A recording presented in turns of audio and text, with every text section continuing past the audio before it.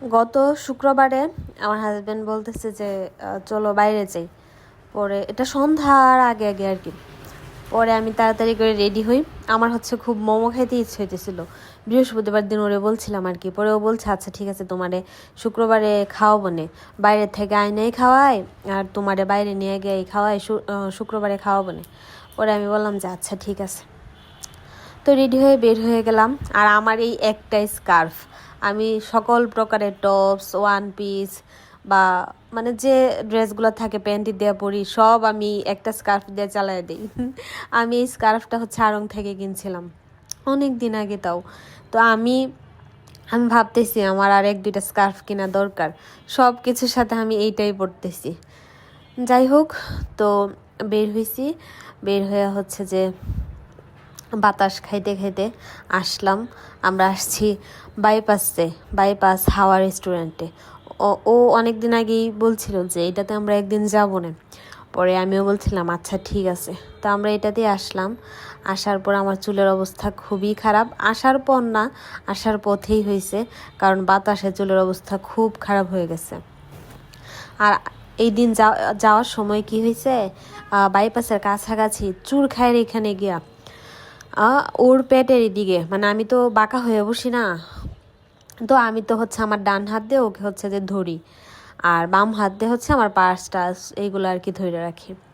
তো আমি যে ওরা ডান হাতে ধরে রাখছি, ওরে হচ্ছে যে আমি মানে আমার কাছে মনে হয়েছে যে একদম হঠাৎ করে আমার ডান হাতটাতে একটা কাটার মতো কি লাগছে এরকম, মানে মনে হয়েছে যে কেউ জুড়ে করে আমার হাতে একটা কাটার মতো কিছু একটা দিয়ে দিছে। পরে ওর কাছে ওই রকম মনে হয়েছে আর কি। তো পরে তো দেখা যায় যে মানে কোনো একটা পোকা টোকা, বিষাক্ত কোনো পোকা দুইজনকে কামড় দিছে। আমার একদম হাত সাথে সাথে ব্যথা করতেছে, ফুলছে। ওরে হচ্ছে বেশি আর কি কামড় দিছে ওর পেটের এখানে, মানে ওর শার্ট পরা, শার্টের নিচে সেন্ডু গেঞ্জি পরা, তার নিচে গিয়ে হচ্ছে কামড়টা লাগছে। তো ওরই বেশি দিছে। তো পরে গাড়ির মধ্যেই ওর প্রচণ্ড রকমের অস্বস্তি হইতেছিল। আমার একটু লাগছে, তাতেই হচ্ছে যে আমার খুব অসুবিধা লাগতেছিল আর কি। তো পরে তো মানে এখন চলন্ত গাড়িতে আমরা আর কি বা করতে পারি, এইভাবেই মানে অনেক ব্যথা করছে, ওরটা বেশি ব্যথা করছে, ওর এইখানে তো হাতই দিতে পারছে না। পরে বাসায় আইসা অবশ্য আমার শাশুড়ি তো হচ্ছে পান সুপারি খায়, তো ওনার এখান থেকে হচ্ছে যে চুন দিয়া, ওর এখানে চুন দিয়া দিছিলাম। আমারটা অবশ্য রাতারাতি ভালো হয়েছে, কিন্তু ওরটা এখনও কমে নাই। এটা কিন্তু গত শুক্রবারের ব্লগ। ওরটা পুরাপুরি এখনও কমে নাই। এখন এটা কি যে কামড় দিল ভগবানই জানে, আমরা কিছু দেখতেও পারি না, কিচ্ছুই না। আমার জাস্ট যে ফিলটা হয়েছে একটা কাটার মতো লাগছে। যাই হোক, তো আমরা তো আসছি। রেস্টুরেন্টটা অনেক সুন্দর, হাওয়া, মানে নাম তো হাওয়া, মনে হইতেছিল যে হাওয়াতে আমরা হাওয়া খেতেই গেছি। বাতাস টাতাস ছিল, অনেক বাতাস ছিল, আর পরিবেশটা সুন্দর ছিল। এখন দেখা যাক খাবারের মান কেমন। আমরা হচ্ছে যে chicken oven baked pasta order দিছিলাম। আমার হচ্ছে পাস্তা টাস্তা, ও আচ্ছা আমরা তো মোমো খাইতে গেছি।